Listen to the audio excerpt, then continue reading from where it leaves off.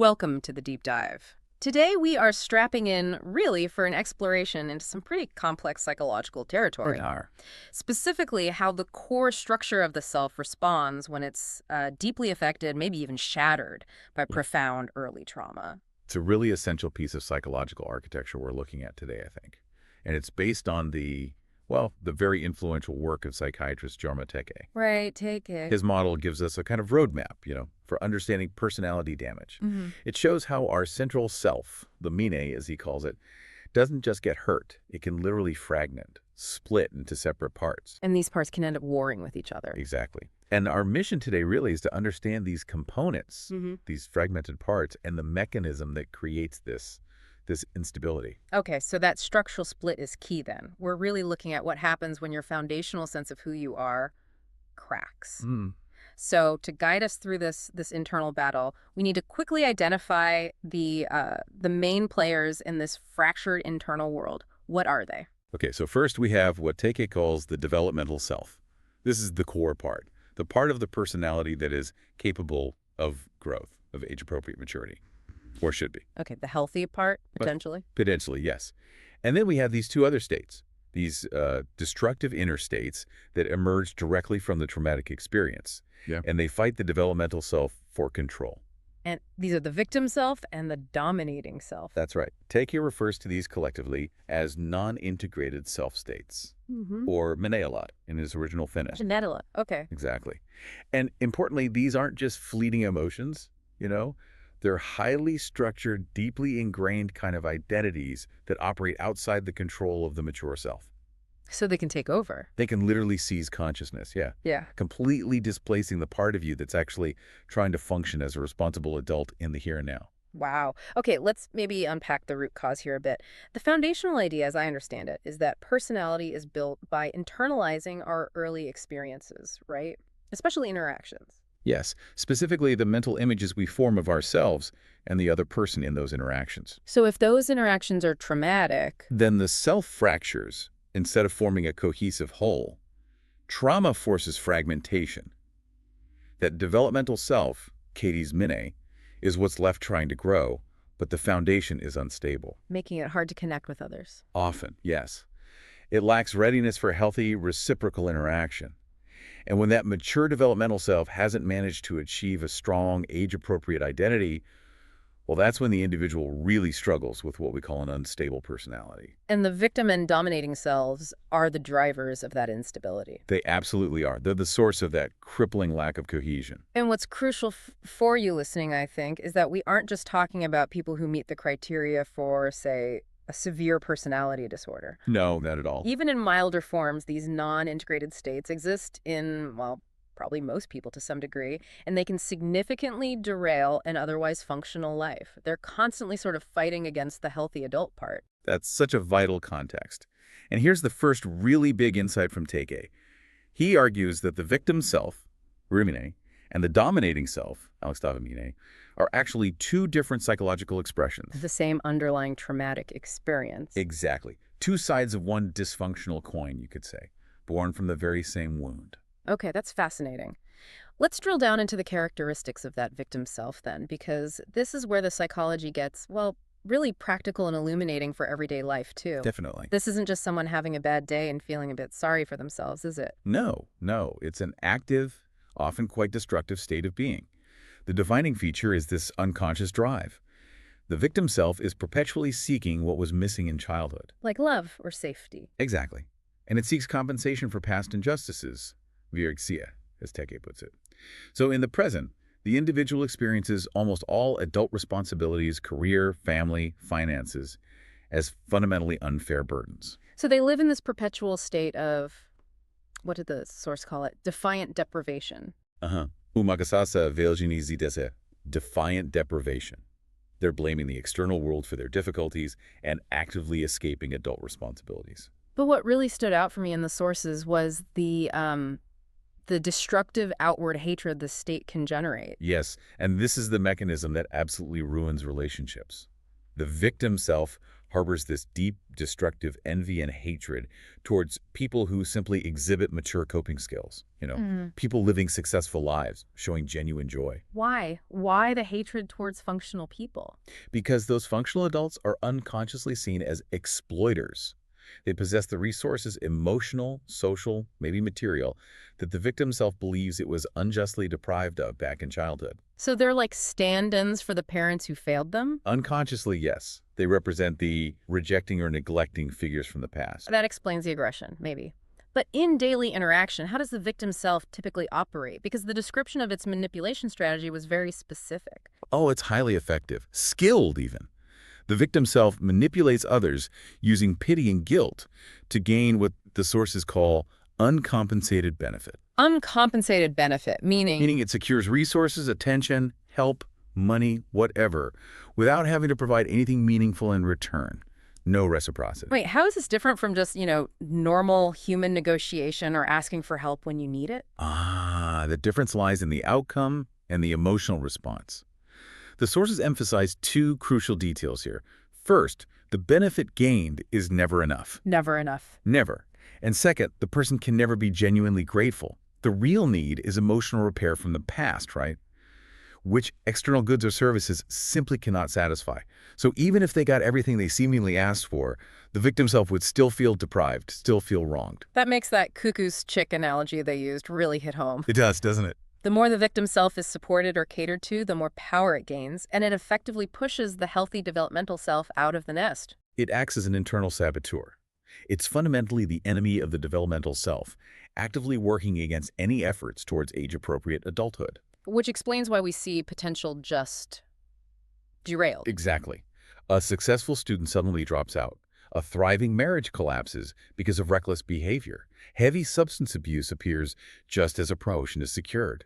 The Remine cannot tolerate the stability and success of the integrated adult self. It feels alien or undeserved. And this destructive greed, it can manifest in really extreme ways too, can it? That example cited in the research, the 2011 London looting, that really drives it home. It absolutely does. There was this account of a social worker, someone in a helping profession, who got caught up in the mass looting. And he later reported himself genuinely shocked at his own actions. Like he didn't recognize himself. Exactly. In that moment, his internal, responsible adult self was entirely displaced, overtaken by this raw, aggressive state of destructive greed. It just shows the sheer force these fragmented identities can exert when they seize control. Okay, so if the victim self is defined by that experience of being hurt, deprived, needing compensation, let's pivot to the flip side of that same traumatic interaction. The dominating self. Alistavamine. Right, so the dominating self arises from the opposite strategy, really. It's about identification with the aggressor. Instead of feeling like the victim, you become the perpetrator. You internalize the role of the trauma perpetrator, yes. Yeah. Which creates this experience of destructive superiority over others. It's the part of that trauma dynamic that essentially says, I won't be the victim anymore. I will be the one in control, the one who hurts. And these two states, victim and dominator, they can alternate, like rapidly in the same person, creating this constant whiplash. Precisely. That's a hallmark of this kind of instability. And when the dominating self is in charge, it uses a huge amount of psychological projection. Projection, how does that work here? Well, all those deep-seated feelings of inferiority, shame, and worthlessness that actually belong to the victim self, they get unconsciously placed onto other people. So you see your own bad stuff in others instead of yourself. Exactly. Yeah. Suddenly, other people, individuals, or sometimes entire groups appear worthless, despicable, weak, or even evil. That connection is really powerful, and we often see this dynamic playing out in, well, pretty common social situations, don't we? The research notes it's incredibly common for someone who is relentlessly bullied as a child to later take on the role of the bully, acting arrogantly, belittling others. They're repeating the trauma cycle, absolutely. But now from the position of perceived power. And the sources are quite explicit here. This mechanism of projection, seeing your own hated parts in another, is also a common background for phenomena like racism. So a whole group becomes the container. The designated container for the individual's projected feelings of self-hatred, inferiority, and rage, yes. Okay. So if the integrated developmental self is constantly struggling to maintain control against this chaos, this back and forth between the victim and dominating selves, what happens when this instability enters, well, perhaps the highest level of responsibility, parenting? Yeah. What happens when one of these destructive inner states tries to raise a child? Well, the sources outline a pattern that is, frankly, deeply distressing. Yeah.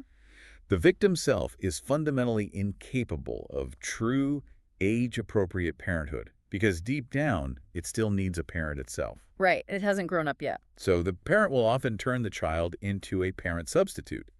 This is known as parentification. Parentification. They confound their adult fears. They rely on the child for emotional stability. They essentially reverse the proper roles of parent and child. That must be incredibly confusing and damaging for the child's own development. Just crippling. It truly is. The victim parent might also compete with the child or feel envy towards the child's basic needs for care, which can lead to neglect or even harm, sometimes rationalized as necessary discipline. Or the opposite can happen too. Yes. Conversely, they might project their own desired victim self onto the child. This leads to excessive pampering. But this isn't about the child's needs. It's about the parent's needs. Exactly. It's about the parent's need to feel like a benevolent provider, maybe compensating for their own past. But it often completely ignores the child's actual age-appropriate needs for things like boundaries or challenges or independence. And given that these states fluctuate victim self, dominating self, that child is living in total unpredictability. 1 minute coddled, the next. The unpredictability is perhaps the most toxic element. The parent's victim self can suddenly switch to the dominating self. One moment, the child is the mother's trusted confidant, her little therapist. And the next? The next, the child is suddenly told they are the root of all evil, or worthless, or a burden, resulting in sudden, shocking mental or even physical violence. It mirrors the parent's own original trauma dynamic in an instant. And the research highlights how difficult this constant switching makes it for, say, authorities trying to assess parental competence. Oh, incredibly difficult. Because the self-experience of many of these disturbed parents is often based on meeting external expectations on seeming functional while being fundamentally broken inside. They can be incredibly adept at putting on a convincing temporary act. The perfect parent for the social worker visit. Precisely. A brief meeting won't reveal the underlying fragmentation, the chaos, the rapid switching. It's completely invisible during a short assessment. That really emphasizes just how insidious this kind of instability can be. Let's look back at the beginning then. What are the root environments? What kind of childhoods create this fragmentation? The research seems to distinguish between two main types. Yes, it does. The first type is the one we perhaps most often associate with severe instability. Childhoods filled with explicit violence, chaos, unpredictability, deep insecurity, often involving parents who themselves have unstable personality disorders. So atmosphere of neglect, violence, absent or frightening role models. Correct. But then there's the second group. Which is maybe more widespread and more insidious. Quite possibly. This group grew up in families where open physical violence was absent. Superficially, the family might have looked fine, even successful. Right. But emotionally, they were starvation environments. Starvation environments, meaning? Meaning emotional processing, especially around natural aggression or conflict, was widely lacking or even forbidden. The child's true emotional significance, their inner life, was minimal or distorted by the parent's needs. So what was valued? Only functional achievements, work, studies, sports, performance. And the sources stress, crucially, that these achievements were never ever enough to secure unconditional love or acceptance. This sounds like the child existed purely as a tool, a means to an end for the parent's psychological needs. That is precisely what Tähkä describes as the instrumental child. The underlying unspoken message is, Olet olemassa minua varten, you exist for me. Wow. Children were delegated these pathological roles to serve the parent's unconscious needs, like being the designated scapegoat, or the eternal failure, or sometimes the carrier of the parent's own chaos. The carrier of chaos, how does that work? We see these devastating examples where, say, a mother struggling with her own chaos and suicidal thoughts suddenly becomes functional, goes back to work, right when her adolescent daughter starts acting out those very same chaotic and suicidal behaviors. So the child takes on the sickness and the parent gets better. The child carries the sickness for the family system, yes. It's incredibly destructive. So what's the final psychological cost? for the child growing up in this instrumental way. Well, without genuine mirroring feedback on their own authentic feelings and thoughts, the child develops what Tähkä calls an unauthentic robot self, an ipiato-robotome, A robot self. a personality designed only to predict and meet the parents' shifting, often contradictory, demands. The authentic self, the core sense of me, never really develops properly. It remains encapsulated, sort of hidden away, permeated by irrational shame, guilt, and a profound sense of worthlessness. And this whole destructive, manipulative, undeveloped side, the victim self and the dominating self, combined, this is what Tähkä ultimately terms the chaos self, the chaosmene. That's the term he uses, yes.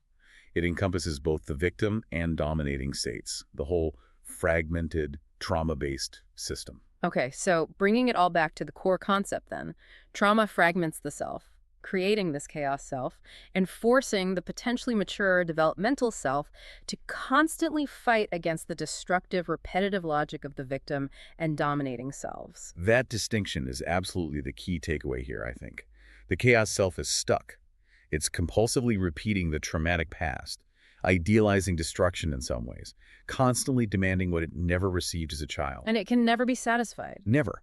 The only way forward, both clinically and personally for someone struggling with this, lies in identifying and supporting that fledgling developmental self. That's the only part capable of actual growth, of genuine gratitude and real adult accountability. The chaos self, whether we recognize it, in ourselves or perhaps see it operating in others, is subjectively experienced as omnipotent, right? All-powerful. And it's incredibly effective at manipulating and exploiting others to get its needs met, even destructively. That feeling of omnipotence is part of the pathology. So if recognizing this pattern in ourselves, in our families, in the world, is the first essential step towards healing or change, then the final question, the one for you to really think about, is this. What real actions are necessary to prioritize and empower that fledgling, grateful, developing adult self within, especially when that cuckoo's chick of the victim self is so loud, so demanding, and seems to require constant, unquenchable feeding?